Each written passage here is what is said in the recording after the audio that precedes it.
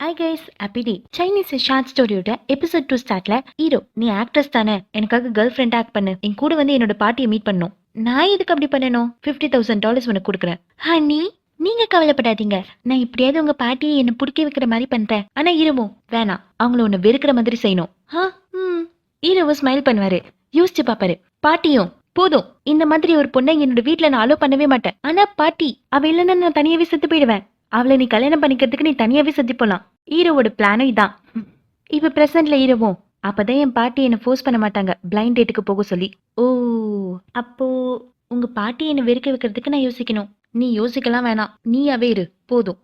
அடுத்த நாள் இவங்க 2 பேரும் வெயிட் பண்ணிட்டு இருப்பாங்க. ஹீரோயின் இன்னும் வரல. ஹீரோவும் இன்னைக்கு நீங்க ஃபர்ஸ்ட் டே மீட் பண்ணுவீங்க, ஆனா அவ இன்னும் வரல. பரவாயில்லடா பேரண்டி, பொண்ணுங்கன்னா இப்படிதான் லேட்டா தான் வருவாங்க. பொண்ணு அடக்க ஒடுக்கமா இருந்தா போதும். அப்ப ஹீரோயினோட மாஸ் என்ட்ரி, சும்மா பைக்ல செம்ம வேகமா வருவாங்க. அப்படியே பாட்டி இடிக்கிற மாதிரி வந்து ஸ்டாப் பண்ணுவாங்க. மாசா இறங்கி, சாரி நான் ஸ்பீடா தான் வந்தேன், ஆனா இந்த கார் வச்சிட்டு இருக்கவங்களா இருக்காங்களே நிறைய கெட்ட வார்த்தையில திட்டுவாங்க, அதான் லேட் ஆயிடுச்சு. பாட்டியும் டேய் பேரண்டி, எப்பவுமே இவ இப்படிதானா? ஐயோ இல்ல பாட்டி, இப்ப ரொம்ப கம்மியா பேசுறா, இவ எப்பவுமே இப்படி இல்ல, இதை விட மோசமா இருப்பா. சரி சரி வாங்க போய் சாப்பிடலாம். பாட்டி போயிடுவாங்க. ஹீரோவும் செம்ம. ஹீரோயின் உட்காந்துட்டு இருக்க தோரணையே டிஃப்ரெண்டா இருக்கும். அவங்க பிளேட்டை தட்டி சத்தம் போட்டுட்டே இருப்பாங்க. சாரி பாட்டிமா, எனக்கு குடிக்கலன்னா கையெல்லாம் இப்படிதான் உதரும். சரின்னு பாட்டிமாவும் ட்ரிங்க்ஸ் எடுத்துட்டு வர சொல்ல ஹீரோயின் குடிச்சிட்டு கொஞ்சம் நார்மல் ஆவாங்க. திருப்பி ஷேக் பண்ண ஆரம்பிச்சிருவாங்க. ஐய, இந்த ட்ரிங்க்ஸ் எல்லாம் 50% தான் ட்ரிங்க், மீதி 50% வாட்டரா இருக்கு, இது ஃபேக் போல.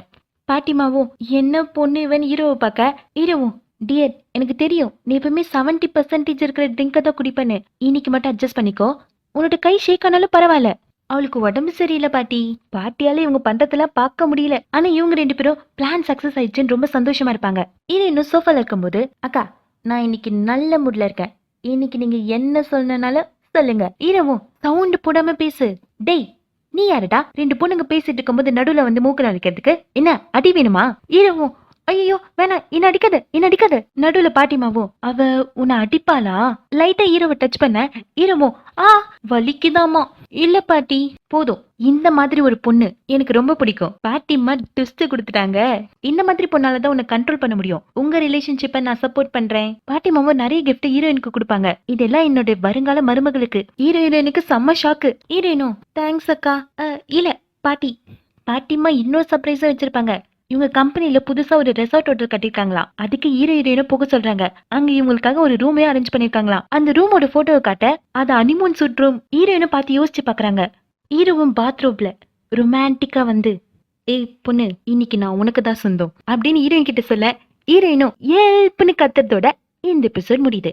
சப்ஸ்கிரைப் பண்ணாதவங்க சேனலை சப்ஸ்கிரைப் பண்ணி வச்சுக்கோங்க. Bye bye guys, have a nice day.